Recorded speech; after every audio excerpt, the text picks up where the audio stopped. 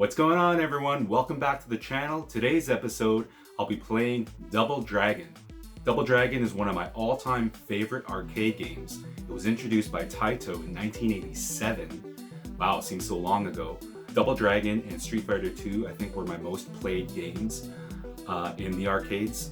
After school, even during school sometimes, at the local convenience store. Maybe during lunch, maybe skipping classes, something like that.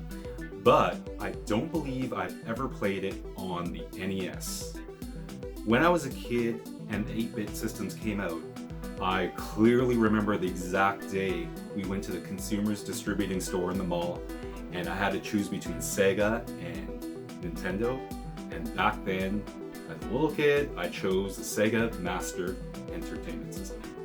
Now, in hindsight, I probably would have gone with the NES, but I don't regret it at all. Sega had some iconic games. One of my favorite 8-bit games is Wonder Boy and Monsterland.